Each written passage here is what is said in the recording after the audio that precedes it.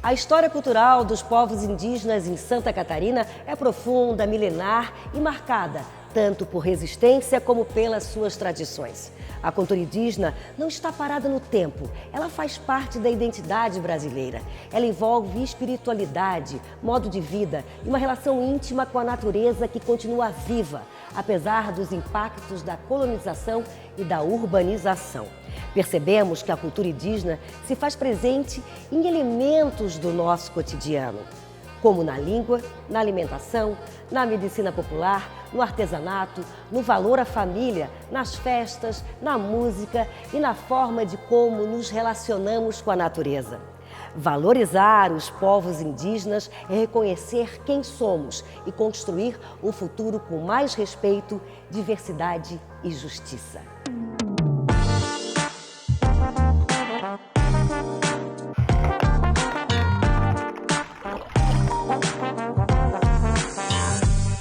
A Universidade Federal de Santa Catarina atua como uma poderosa ferramenta de visibilidade e valorização da cultura indígena em nosso estado. Quem nos recebe hoje é Lucas de Melo Reis Bueno, professor, pesquisador e coordenador da exposição Terras e Águas. Obrigada por nos receber, professor Lucas. O nome da exposição completo é um pouquinho maior, né? Como é que é? O nome da exposição mesmo é Terras e Águas, História do Território Guarani, Caingangue, Laclanochoclen, Ontem, Hoje, Sempre. Esse é um título longo, né? Mas é um título que expressa bem a proposta da exposição, que é trabalhar com territórios e mostrar a longevidade desses territórios indígenas aqui no sul do Brasil. Você falou 3 etnias, né, de povos indígenas. É o que nós temos aqui em todo o nosso estado de Santa Catarina. Tá, podemos falar em Brasil, né, mas vamos falar aqui do nosso estado. Principalmente são esses. Exato. Assim, pegando até no sul do Brasil, né, as principais etnias que têm representadas hoje, que têm terras indígenas demarcadas aqui no sul do Brasil, são os Guarani, os Caingangue e os Laclanochoclen. Pegando o sul como um todo, né? Paraná, Santa Catarina, Rio Grande do Sul. Né? Então, se a gente for se ater a Santa Catarina também, temos terras indígenas desses 3 povos, né, já demarcadas. Né? Bem espalhadas por todo o nosso Sim, a gente tem diversas terras indígenas Guarani espalhadas pelo estado. Tem terras indígenas associadas aos Caingangue, que estão concentradas principalmente no oeste, né, perto da região de Chapecó. E tem uma terra indígena na região de Ibirama, José Boatê, no Vale do Itajaí, que tem sido uma terra indígena dos Laclanochoclen. Né? Então, para entender um pouco, o professor Lucas é um professor de História, é isso? Explica um pouquinho assim o teu currículo. Então, eu sou arqueólogo de formação, né? Fiz meu mestrado, doutorado todo em arqueologia. Né? Eu fiz a minha graduação lá, bastante tempo atrás, em História, né? Mas eu me formei mesmo na pós-graduação como arqueólogo. Né? E atuo aqui na Universidade Federal de Santa Catarina no Departamento de História, no curso de História, né? Como professor de arqueologia dentro do curso de História. Né? Então eu tenho trabalhado tanto na graduação quanto na pós-graduação também, né, trabalhando com essa questão da arqueologia e principalmente da arqueologia brasileira também, né? Porque isso é uma coisa que às vezes as pessoas não sabem muito, né? A gente fala de arqueologia, as pessoas pensam lá, né, no Egito, na Grécia, né? Mas a gente tem muita arqueologia no Brasil, né? Tem milhares de anos de história aqui, né? Uma história vinculada aos povos indígenas aí, que tem sido estudada pela arqueologia brasileira. Né? Então, eu trabalhei já em várias regiões do Brasil, né? Trabalhei na Amazônia, no Brasil Central, um pouquinho no Nordeste, né? E agora, desde 2011, que eu estou aqui, né, na UFSC e tenho atuado na arqueologia então, do sul do Brasil. E daí, como é que surgiu a ideia de fazer essa exposição? Então, tem uma coisa muito interessante da UFSC, que ela tem atuado junto aos povos indígenas já há bastante tempo. Né? A gente tem um curso específico para alunos indígenas aqui na UFSC, que é o curso de Licenciatura Intercultural Indígena do Sul da Mata Atlântica, que é justamente destinado a esses 3 povos, Guarani, Caingangue e Laclanochoclen. Então, a gente tem uma parceria com esses povos. Já aí, a primeira turma entrou em 2011 também, entre 2011 e 2012. Então já vai fazer mais de 10 anos que a gente está estabelecendo essa parceria com eles. Então, em função disso e da participação do museu nesse curso também, sempre teve essa vontade de fazer uma exposição em conjunto. O museu já promoveu outras exposições, né, fazendo essa articulação com os povos indígenas. A última, se não me engano, foi inaugurada em 2014. Então já vinha vindo essa conversa. E aí, junto com a equipe aqui do museu, né, que a equipe tem antropólogos, tem historiadores, tem pedagogos, tem museólogos, é uma equipe bem qualificada e diversa. A gente, sentando junto, chegamos a essa proposta, vamos fazer uma exposição não sobre os povos indígenas, mas com os povos indígenas, né? Então, acho que essa é um grande diferencial da nossa proposta. Esses alunos já estavam aqui, né? Esses alunos já estavam aqui, exato. Essa integração que a UFSC tem promovido, ela é excepcional, assim, ela tem trazido ganhos de qualidade significativos, né, para os povos indígenas e para a própria universidade. Então, aí, juntando esse grupo todo, resolvemos fazer essa proposta de uma exposição pensada com eles, sobre eles. Das três etnias, e cada um já tinha uma história, né, da sua representatividade, né? E como foi daí? Quanto tempo para montar? Como é que as peças foram selecionadas? Então, é uma longa história que eu vou tentar fazer ela ficar curta.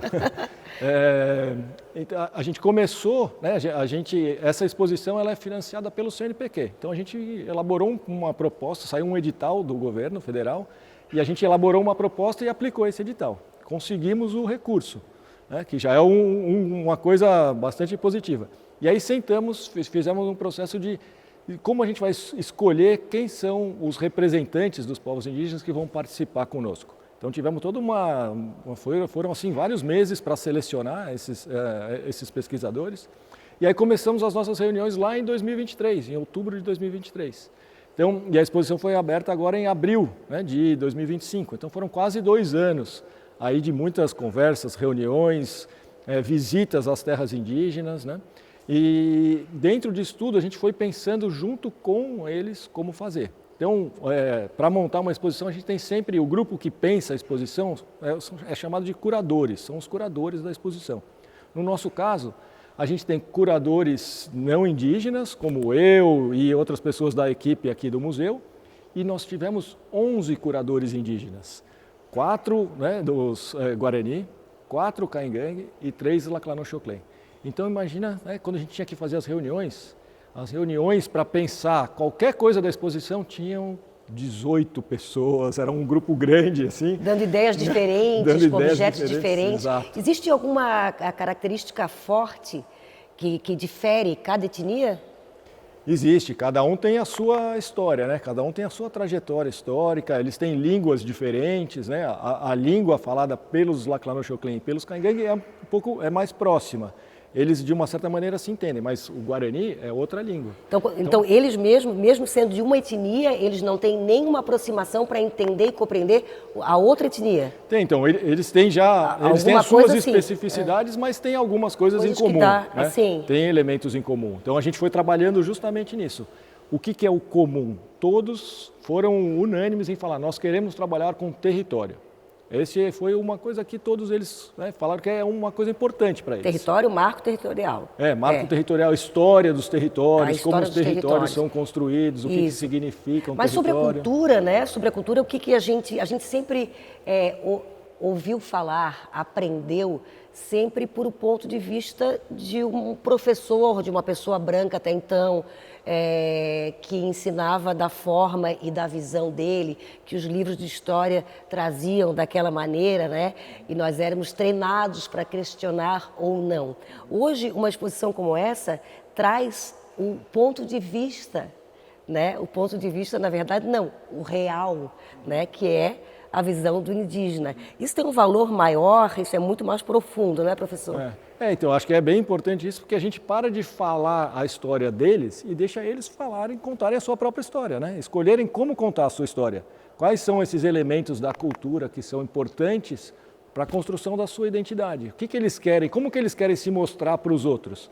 Em vez da gente definir como eles devem ser, eles mesmos vão construindo, e isso ficou muito marcado aqui na exposição, porque apesar de ter esse tema geral do território, ele poderia ser abordado de várias formas.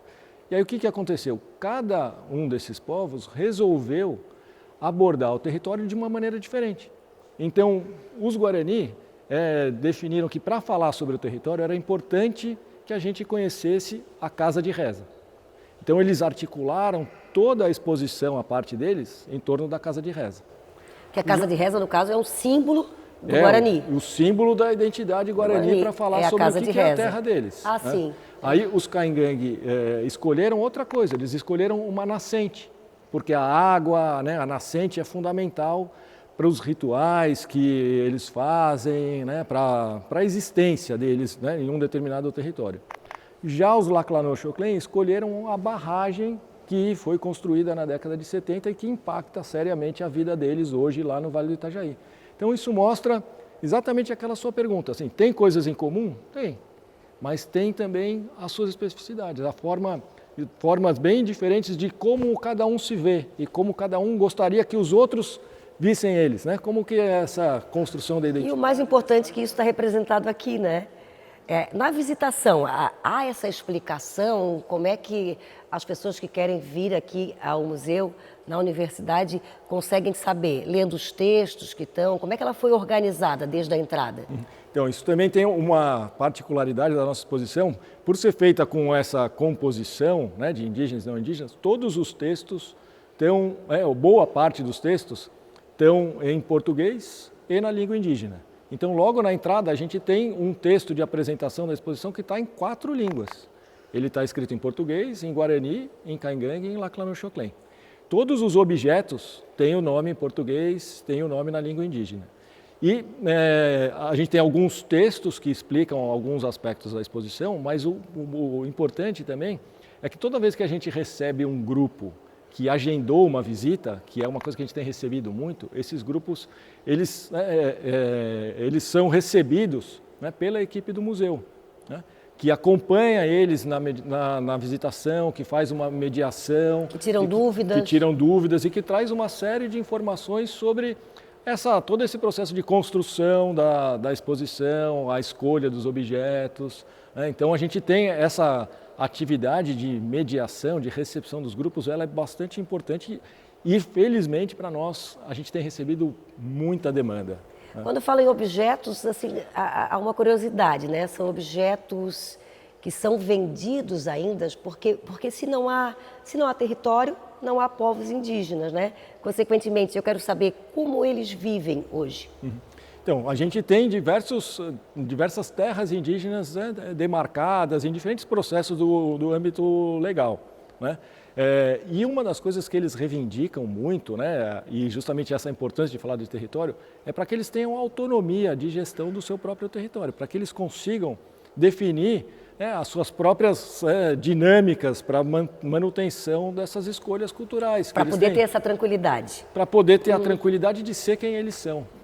Que acho que isso é importante, né? A exposição também tem um pouco esse papel de reconhecer e valorizar a diferença, né? Somos todos, né, ocupamos, né? Somos todos aqui, ocupamos o território brasileiro, tal, mas a gente tem especificidades desses povos, né? E para que eles tenham justamente a possibilidade de manutenção dessas escolhas culturais, eles têm que ter esse território bem definido e assegurado, né? Então, a gente tem aqui na exposição os objetos que fazem parte foram escolhidos por eles. Boa parte desses objetos eles já faziam parte do acervo que a instituição tem. O MARC, que é o Museu de Arqueologia e Etnologia aqui da UFSC, ele tem um enorme acervo etnográfico e arqueológico. Então a gente tem milhares de peças armazenadas aqui dentro da instituição. Então foi excelente isso também, porque muitos deles nem conheciam. Nem conheciam os seus próprios objetos. Aí está ali a prova, né, que eles estão aqui há milhares de anos, não é isso? Exato.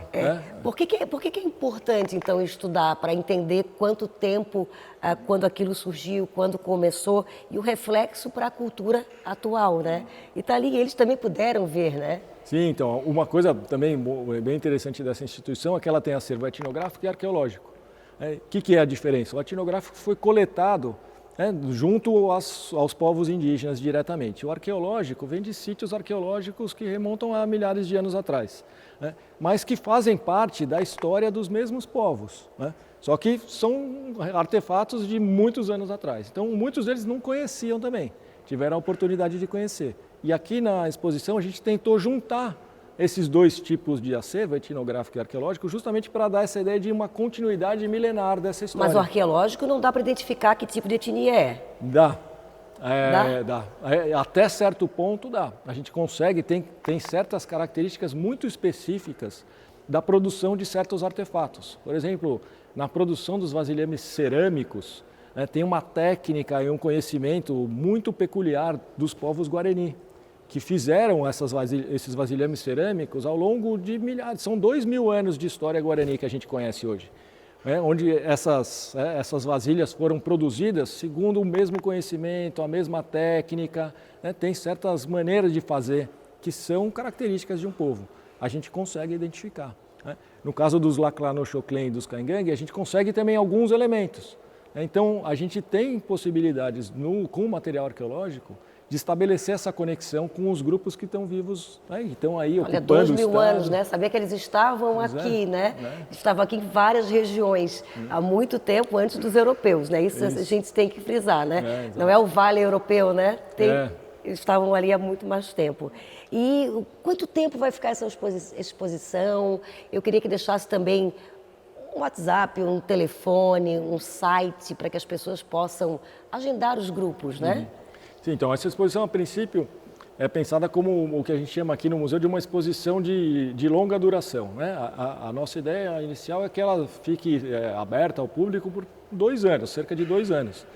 Então, a gente tem 2 tipos de visita aqui na exposição. A visita espontânea, o público pode chegar e visitar, e a visita que é com grupos, né, que é agendada e que recebem uma mediação. As visitas assim, né, abertas, né, essas espontâneas, o horário é de terça a sexta, das 7 da manhã às 7 da noite. Mas a gente pede que chegue no máximo até às 6h30, né, para dar tempo de ver com calma a exposição. E as visitas mediadas acontecem de terça a sexta, de manhã e à tarde, e também na quarta à noite. A gente tem todas essas informações no site do museu, que é marc.ufsc.br, mas vocês também podem acessar ao nosso contato pelo WhatsApp, pelo telefone 3721-6421, e fazer lá os pedidos, né, de agendamento, de mediação, ou se tiverem qualquer dúvida, podem escrever, que a gente está sempre atento para responder, né, o que for possível aí para viabilizar a vinda de vocês para a nossa exposição. Entrada gratuita. Entrada gratuita, sempre. Professor, para encerrar, qual é a importância de nós conhecermos a nossa história? Isso tudo que está aqui, que faz parte de quem somos hoje. Não só pelo fato do que comemos, das palavras que pronunciamos, a nossa cultura, né? Mas tem algo mais assim, enraizado dentro de cada um de nós? Eu acho que é bem importante a gente entender exatamente assim, como que se formou o lugar que a gente habita hoje, né? Que a gente chama de Brasil, pensar que esse Brasil tem uma longa história, teve diversos povos que ocuparam, né, e que fazem parte de quem nós somos, né? A nossa história, ela está enraizada nesse território e dela fazem parte diversos povos, alguns, né, estão aqui, outros já não estão mais, mas reconhecer essa história, valorizar essa história, reconhecer essa diferença é um elemento fundamental para que a gente entenda melhor quem a gente é e como a gente pode agir também no mundo hoje, né? Afinal de contas, as pessoas estão aqui interagindo com a mata, com a floresta, construindo, né, ou ajudando a construir essa biodiversidade que a gente conhece hoje, e elas têm muito a nos ensinar. Eu aprendi demais ao longo dessa exposição, né, conversando com os colegas indígenas, visitando as terras indígenas, e a gente sempre se surpreende com o conhecimento que eles têm e que eles ainda, né, têm para nos oferecer e para nos passar. Conhecer a cultura, conhecer a história, a gente acaba ficando diferente e se conhecendo mais. Professor, muito obrigada pela oportunidade. Eu que agradeço. Obrigado por terem vindo.